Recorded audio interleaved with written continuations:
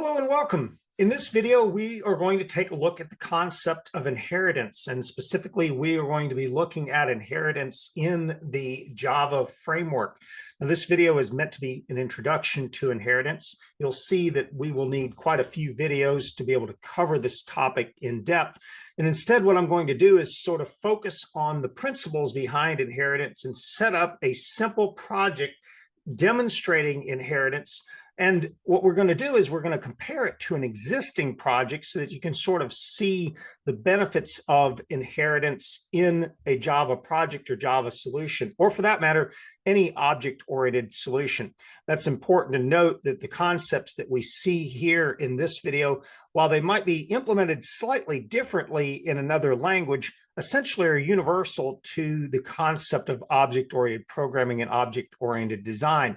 So first of all, what you want to do is sort of rely back on some of your prior knowledge, maybe from a biology class where you were taking a look at the structure of the animal kingdom or the plant kingdom. It doesn't really matter, but the idea of having this hierarchical structure where as you go down the structure, you define the animals or the plants with more properties or more specificality. In other words, basically, as the further you go down the classification tree, the more specific the description of the object or plant becomes. And essentially what we're going to do is we're going to demonstrate this now in Java code. To begin with, you'll notice that I have the tutorial for Oracle Java documentation up on inheritance. I will bookmark this for you, or rather put this in the comments for this video. And then also we want to remind ourselves that we already sort of know a little bit about this. This is just the first time that we're going to explicitly delve into it. And that is that we have been using a version of inheritance. In other words, we've been using inheritance almost since the beginning of working with the Java programming language. And that is that everything or every object that we created ultimately inherited back to this base class called object. Now, I know that sounds very confusing. As a matter of fact, I wish that they would have named it something different. Besides that, you could have called it class root, for instance, would have been perfectly fine. So don't let that confuse you. Basically, what this means is this class, this root class, is where everything else inherits from. In other words, you could sort of think of this as being at the top of the classification structure for all living organisms, if you go back to the biology example. Now, reminder real quick that some of the things that we got for free when we were creating an object that we were implicitly inheriting from, meaning we didn't realize that we were actually doing it, is, for instance, this method, this toString method. There are, of course, other methods and fields associated with the class object, but this is the one that we've already seen that we needed to override whenever we created an object or a class for ourselves. And so if you go back real quick to the inheritance tutorial, you'll see that they have a nice visual demonstration of where object sits in this classification hierarchy. And again, we've seen this in a couple of different ways already, particularly also with our exceptions. You'll recall that there are many, many types of exceptions, and some of them inherit from others, as well as other classes. And again, we're going to dig deeper and deeper into this. But I encourage you to just take a look through this particular documentation here, just so you can sort of understand what Java had in mind when they were setting up their inheritance structure. And again, it's a little bit different with different programming languages, but not significantly. This concept is universal, or relatively universal, between all object-oriented languages, and is kind of a hallmark of object-oriented design. So to begin with, what I want to do is I want to compare this to an earlier example that we did. This is our first inheritance demo, where we were just focusing on a user info. Now, if you've already familiar with this particular example, you'll know that there is quite a bit wrong with it, kind of intentionally, but it is meant to just demonstrate a few fields that we can ultimately then bring forward into a new project. But the one field that I want to focus on, sort of the heart of why we need inheritance, is this user role. And as you recall, what we did is we created a enum, and let's take a quick look at it. You can see that we have multiple different potential roles. Now, for those of you that aren't familiar with this project, basically this is to try to emulate maybe a university or a school system where they have multiple roles, including a student, an employer, maybe a contractor, or someone that is brought onto campus for a brief period of time that may not even be paid directly. Likewise, a visitor, and then unknown. So this has a little bit of granularity to it, but basically this defines a subset of the total number of potential roles that might be at a university or at a school. This is definitely not all of them. As a matter of fact, we kind of stopped the discussion here so that we didn't end up with too many enums. In other words, you can imagine that there's probably 50 or 60 different roles in a large organization, and that enum would basically get out of hand pretty quickly. That was what we were trying to demonstrate in this particular example. So if you go back up here to the fields that we have associated with our user info, you'll see that basically we have one class, our user info class, and we determine what role that user is in just simply by our current role enum. Now, this needs to be another video, but basically we also discussed about some of the benefits of having multiple roles. Perhaps you have an array or an array list of roles. And again, we can cover that in another video. But the main thing that we want to focus on is that this is a singular class. And what you would have to do then is you would control the behavior of this class by this enum. Now, the only way we could probably make this example worse is if we turned this particular field into a string. And the reason for that being is because then there could be all sorts of typos, including case mismatches and things along those lines that could probably be worked through, but it would just make it even more weakly structured. And so kind of the goal, or kind of the thing that you should be bothered by, is basically how generic this user is.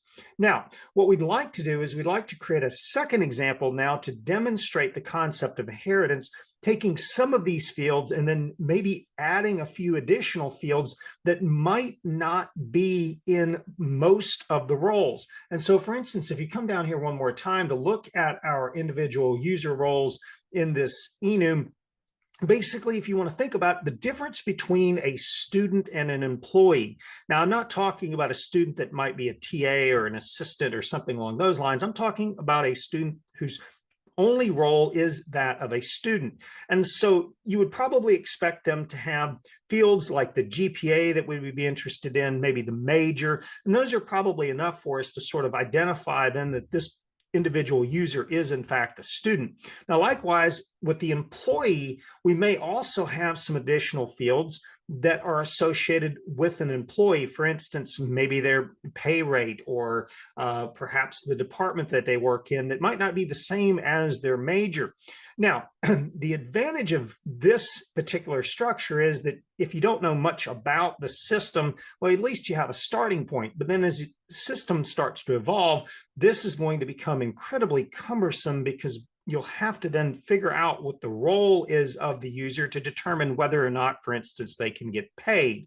Instead, what we want to do is we want to create another structure, this hierarchical structure, that will sort of force the issue or never allow us into a situation where we would have that ambiguity. So to begin with, what I'd like to do is I'd like to come up here. I would like to go under my source packages for my project, my InheritanceDemo project. And what I'd like to do is I'd like to simply create now a new Java package. And you'll notice that I'm already in my EE333 package. And so what I'd like to do now is I'd like to just create a version 2 of this. By the time we get done with this, we're probably going to have several versions of this. So we'll go ahead and select finish. And now the first important thing that you'll see is that we can actually go into this package now, and we can simply create a new Java class.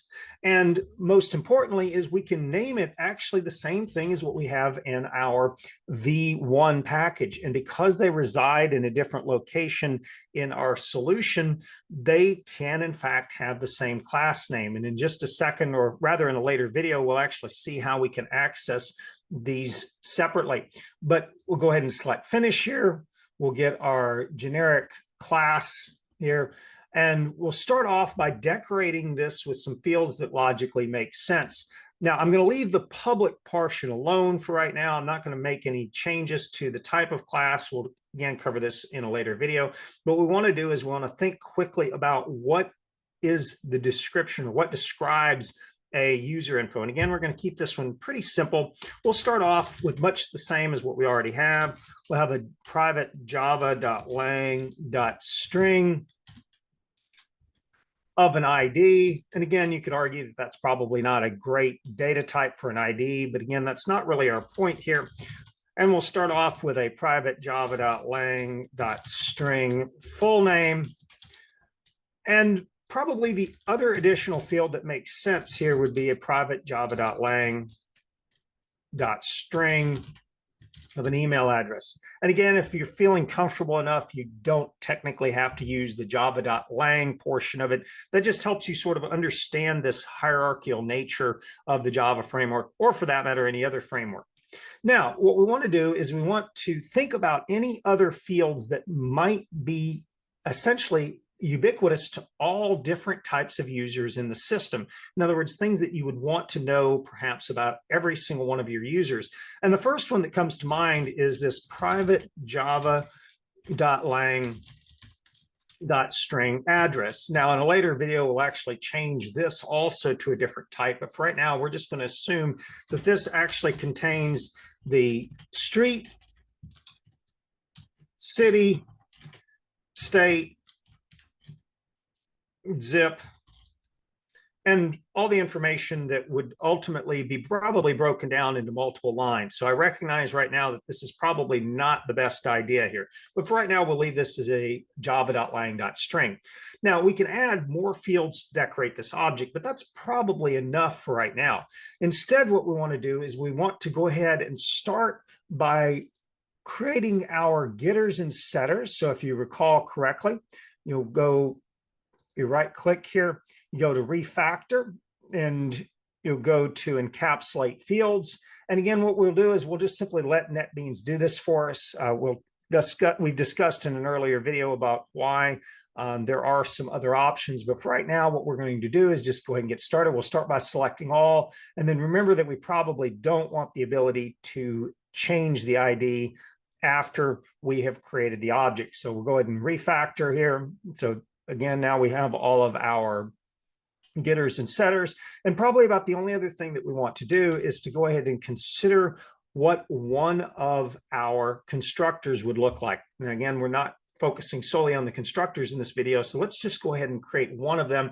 And probably arguably the one that would be the most important is the one that has all of the information up front. So in other words, the ID, the full name, and the email, and the address. So a little bit of overkill here, but that's perfectly fine. So we'll have a public user info. And so we're just going to simply accept a string ID, a string full name, a string of the email, and then also the string of the address. Now, again, in this video, we're not going to focus too much on the validation. However, I do want you to put in a comment to yourself, must validate. And again, we'll talk about what that looks like, particularly when we start looking at the validation of the email address. And you'll notice here that I have went ahead and shortened this up by not saying my java.lang.string for all of my fields or all of my input arguments to my function.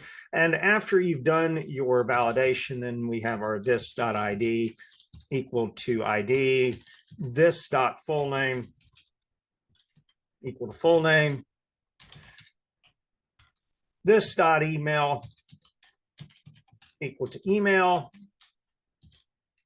and then lastly, this.address equal to address. Again, this video is not intended to be standalone when it comes to validation. This is something that, if anything, this is sort of an ongoing process of learning how validation can be improved. Probably about the only other thing that I would like to do with respect to this is I'd like to go clean up some of my returns. You could argue that this is being a little bit nitpicky, but since we are on the concept of this, we might as well go ahead and specify that we're returning this.id, this.fullname, this.email, And lastly, this dot address. Again, is it absolutely required? No. It does, however, clarify that we are returning this field for this particular object, and that is going to become relevant in later videos as well. So there's a couple of reasons why I want you to go ahead and embrace this for right now, and then maybe as you get to be a developer in the future, maybe you change this tactic, or maybe perhaps even your company dictates this for you. Now, that's pretty much about it as far as the fields, and we have a constructor. Probably about the only other thing that we'd like to do is to go ahead and create a toString or even a toCustom method, a couple of our string functions that will allow for us to structure how we return the data back. And so you can think of a couple of these here. So we'll have our public. We'll start off with the most obvious one here, and that is going to be a public string, toString. And again, I'm going to go ahead and keep consistent here for just a second with our java.lang.string. The only reason I didn't do it in the constructor is it just generally tends to make it a little longer. We have our public, java.lang.string, toString. And well, again, what we'll do is we'll have a java.lang.string results equal to empty quotes, and I'm going to just simply build my results for a toString. You can decide what you want this to look like.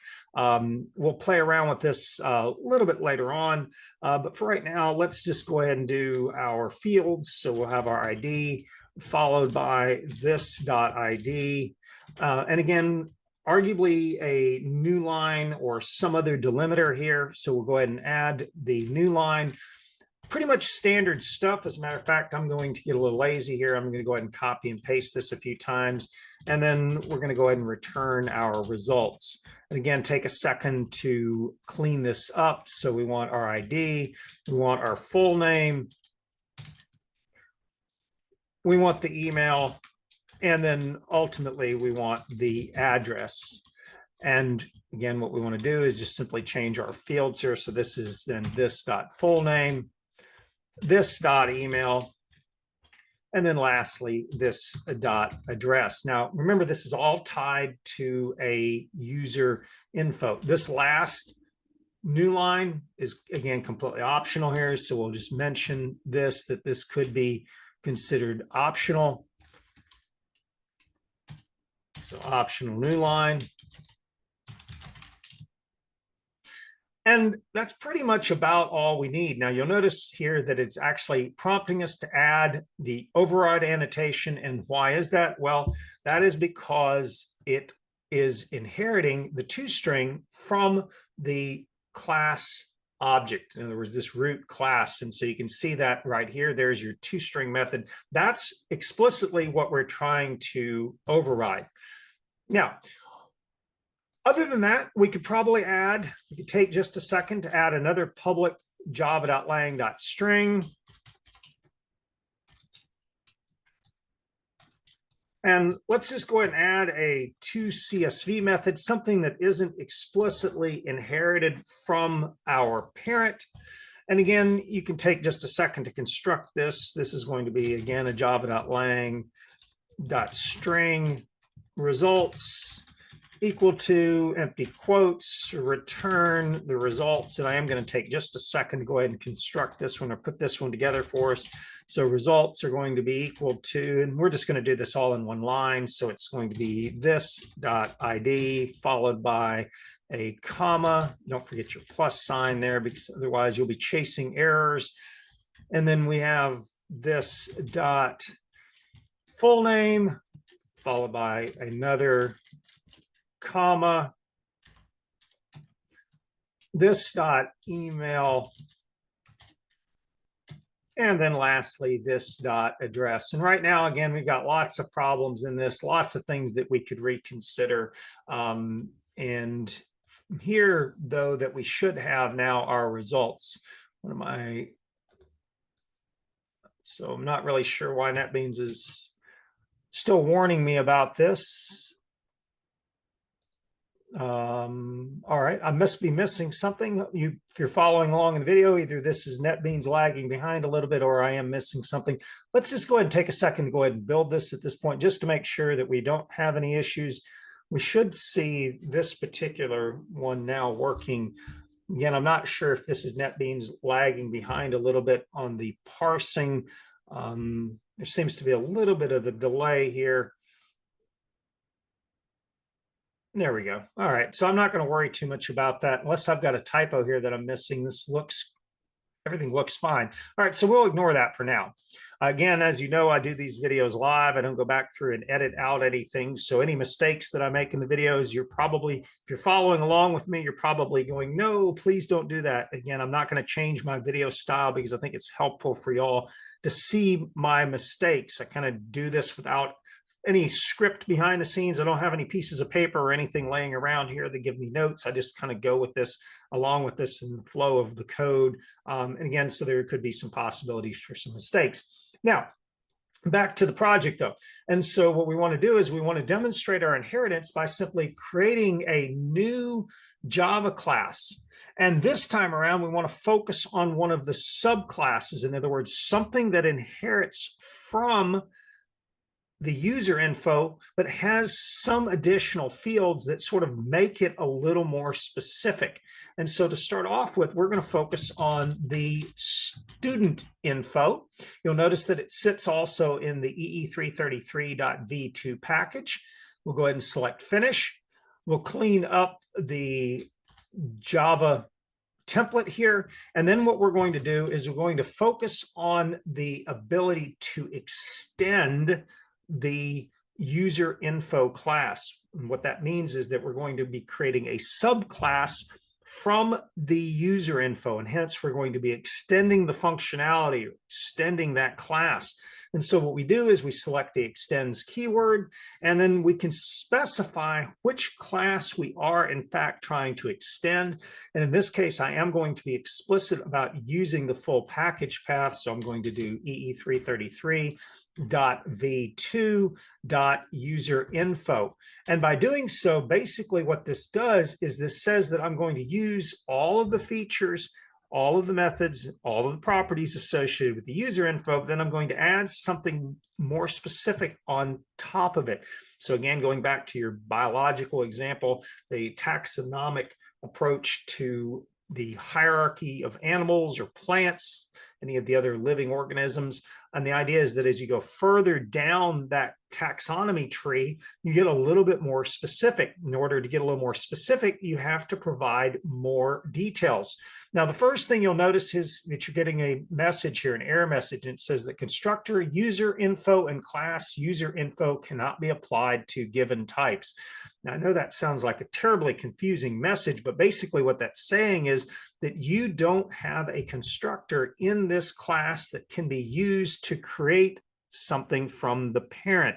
Now we'll come back to that, what that means in just a little bit. But for right now, what I'm going to do is I'm just simply going to add the student info constructor. And you'll notice that what it does is it parallels the constructor we created for the user info. And what I mean by that is we had a user info constructor that required an ID, a full name, an email, and an address. And so basically what it's doing is it means that in order to create a student, you have to have at least as much information as you did about the superclass. In other words, the class that the student inherited from. In this case, we decided that we must have the ID, the full name, email, and the address of the user in order to create them. And therefore, we also have to have the same minimum amount of information about a student. Again, that probably makes sense to you.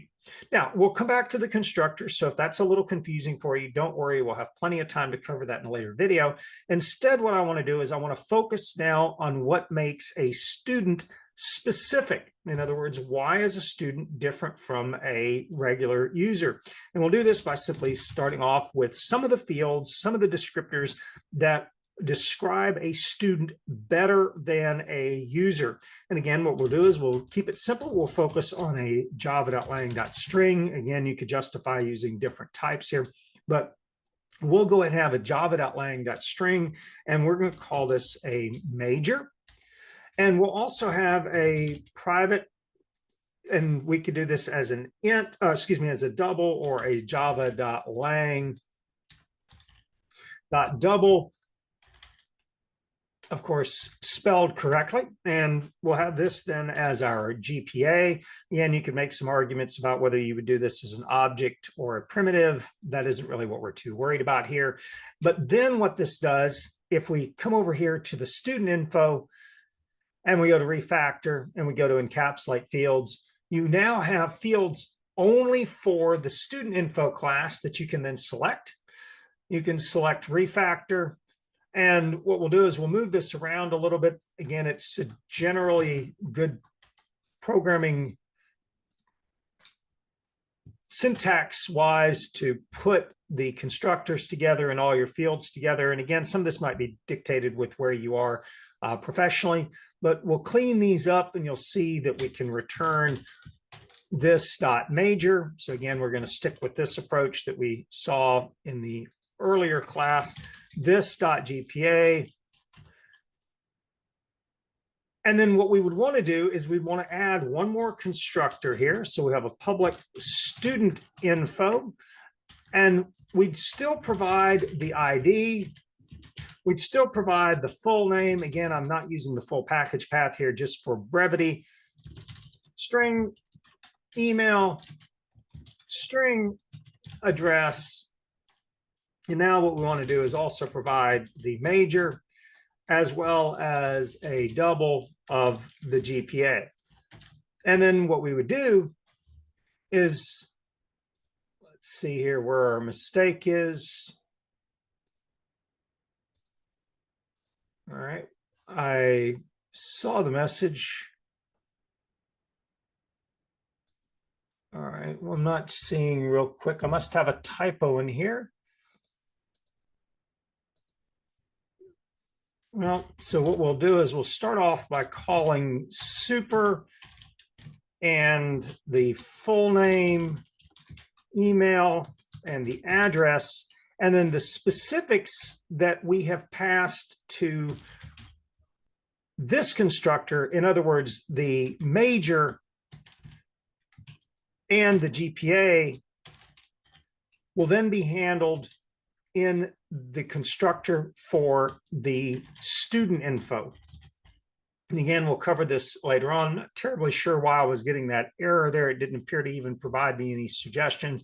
Seems like there's a little bit of a lag in my NetBeans as far as reparsing the project. Again, doesn't seem like a big concern here, but either way, what we're doing here now is we're calling first the constructor in the user info. That's what the super refers to. So in other words, we're calling our constructor here. And then what we're doing is we are updating the fields associated with the student info. Now, taking this a step further, I also want to think about how can I then display the information about the student info, and I want to also leverage the information that I already have about the user info. And so I'm going to split the screen temporarily just so we can keep track of this rather easily. You'll notice that if I create a public java.lang.string, call it toString, that we are going to, again, need a java.lang.string results. We're going to go ahead and initialize it to empty double quotes. But you'll see here, after returning the results, and we'll get to the contents of the results in just a second, that I am again being prompted to add the override notation. Now, I want to split the screen here and I want to scroll down so we can see what our original toString method does. This is the toString method that's in our user info. And now what we're being prompted to do is to override the toString method from our user info because we now have one in the student info. In other words, basically we want this one to take precedence. And so now basically what we're doing is we are overriding. Okay, what I'll put this comment outside here. So this overrides the toString found in the user info class. And now hopefully it starts to make a little more sense about the inheritance and how the inheritance can be beneficial. In other words, you can describe the behavior of a subclass, you can add properties to a subclass and so on that makes it more specific. And at the same time, you can control what the users of your application, the developers that might leverage your libraries, can also see from your superclass versus your subclass. Now, continuing on with this, what we want to do is we want to sort of think about how we would build this toString or the results in this toString. And we'll start by selecting this dot. And you'll notice that you can't see anything about the user info. In other words, you only see the fields that are associated with the student info. In other words, basically, because these are private and because these are private to the user info. And so the student info, even though it is inheriting from the user info, can't actually see anything directly about the user info object. Now we'll play around with this later on, but for right now, what we're going to do is we're going to keep this example simple, and that what we're going to do is we're going to call the superclass, and we're going to call specifically either one of the methods, one of the getters that would allow for us to get the information, because these are in fact public, or what we can do is we can simply cheat a little bit and we can call the toString method from the superclass. And what we want to do is remind ourselves of whether or not we added that last new line down there at the end. And in this case, we chose not to. So what I want to do is I simply want to add a new line, and then I say results plus equals this dot, and whatever whatever order you want to do this in is up to you. We'll do major first, followed by a new line, and then lastly, results plus equals this dot GPA. And again, we have the same discussion about whether to add the new line here. So optional new line. Again, if you choose to do that, as long as you're consistent, doesn't really matter. Sort of to see how this works, we're going to do this one more time. We're going to now have a public java.lang.string. We're going to call this one toCSV. And even though this is not inherited from the object class in the Java framework, it is still inherited from our user info class, which means that yet again, we will need to go ahead and add the override decorator. We have our java.lang.string results equal to empty quotes. Again, what we're going to do is we're going to start off by saying results equal to super.toCSV. You'll want to remind yourself of whether you have anything after this, a new line. In this case, a new line would probably be a bad idea, but we do want to then add our comma, and then we simply add the fields associated with the subclass, in this case, this dot major, followed by another comma, and then finally this dot GPA. And then we simply return our results. Now I realize what NetBeans is warning me on. It's just complaining because I've initialized it, which is good programming practice, and then because I'm reinitializing it. In other words, you could change that or eliminate that message just simply by adding a plus equals. I'm going to leave this alone. There's nothing wrong with this code. This is perhaps just NetBeans being a little too aggressive with its help. Now, again, not to lose sight of where we're going with this, we have our student info. Let's do one more class so you can appreciate this one last time, and then we'll call this video done. I'm going to come in and I'm going to add a new Java class. This time around, we're going to call it an employee info. And what does an employee info look like? Well, as we said earlier in this video, an employee generally, hopefully, gets paid. And so we probably have a pay rate associated with them. Again, you can come up with all sorts of different ways to do that through an enum, perhaps through a monthly rate. There may be a type of payment. In other words, some people are hourly, some people are salaried. So again, we can add a lot of sophistication to this. But let's again keep it simple and focus on the coding aspect of it.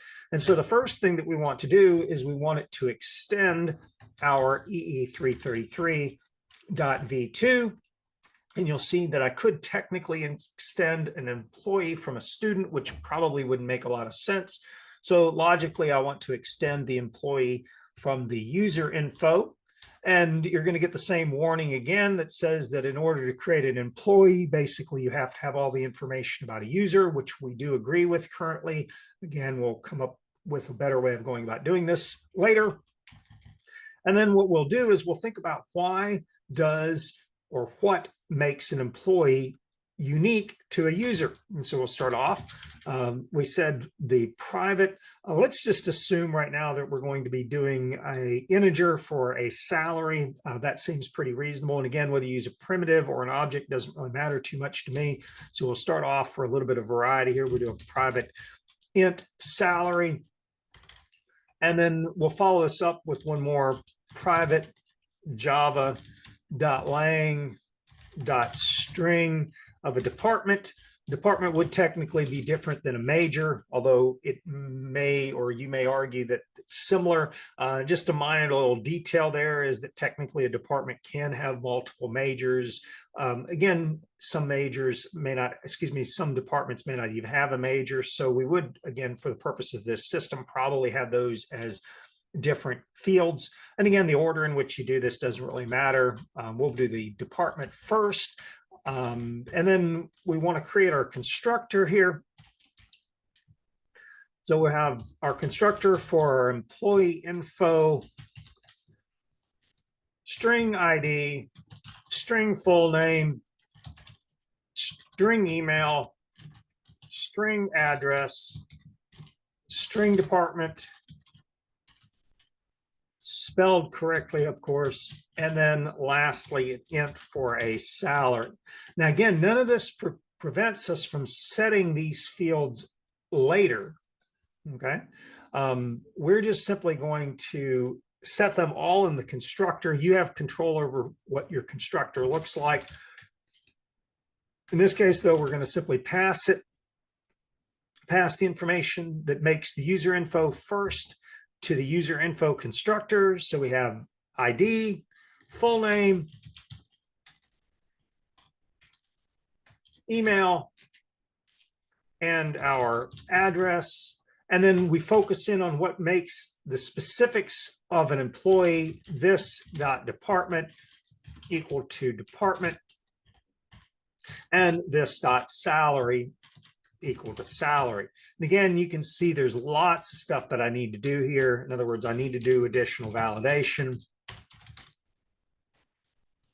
And I'm just going to go ahead and put in a little comment here with the to-do, just so we can easily find it later on. And I think you would agree we need to do the same thing over here with our student info. So if anything, put a little comment to yourself here that the things like the major and the GPA also need to be improved on. And again, we can talk about enums, for instance, for the major as well as for the department. So this is not a very, very strong solution yet. We've got a lot more that we can do with it. At this point, though, what we do want to do is we want to go ahead and encapsulate the fields that we've just added. We can go ahead and do this with relative impunity. In other words, we could probably change the department after the user has been created. We can also probably change the salary after the user has been created. We'll go ahead and refactor this. Again, I'll clean this up just slightly. I'm going to push my constructors down lower. Again, this is just a little bit of a personal habit of mine, but also just good coding practice. And then what we want to do is, once again, just focus one last time on our public java.lang.toString, or sorry, java.lang.string and our toString. Again, you can probably see the general recipe here. We again have our java.lang.string results. And again, what we would probably want to do is we'd probably want to leverage the superclasses toString. Although, just for a little bit of variety, I'm going to show you that you technically don't need to. So we're going to return our results. And so if you decided that for whatever reason you didn't actually want to leverage the parent classes or superclasses toString, maybe you wanted to hide the address for an employee, for instance, that might be a decent justification. You could just simply say results plus equal this dot ID. And again, since this is our toString method, I'm going to go ahead and prefix all of these with an ID colon, in other words, the field name, and I'm going to append on it a new line. And again, we'll do results plus equals full name, this dot full name. And you'll notice here that I can't directly get access to the full name field. Now, I can do this dot get full name because that is publicly accessible from the subclasses. Again, we'll cover this in another video, but notice subtle distinction here. I can't do this dot full name like I normally would. So we'll have to do this dot get full name. We'll also need to do this dot get ID. And we're going to go ahead and append the new line here. We'll do results plus equals, and we said that we probably want to include the email address. And then we would use this dot get email, that getter function. And we're going to intentionally skip the address. And again, this just demonstrates why you would sometimes not want to use the toString method from your parent as it sits, or as from your superclass as it sits. And then we'll add the information here. So maybe we only want to display the department, but maybe we don't actually want to display their salary. Now, though, notice here again, since this is inside of the employee info class, we can leverage this again. So this dot department. And then finally here, we can debate about the new line. So again, I'm going to intentionally ignore. So intentionally ignore the salary. Again, this just gives you a little bit of variety in your toString.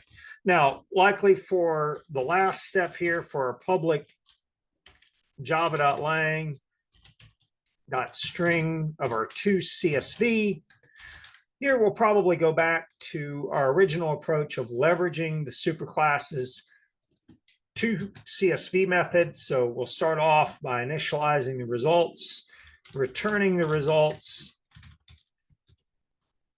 And then ultimately what we can do is we can, again, for a little bit of variety here, we can say results plus equals super dot toCSV. And then what I'll do then is I'll add onto it our comma for the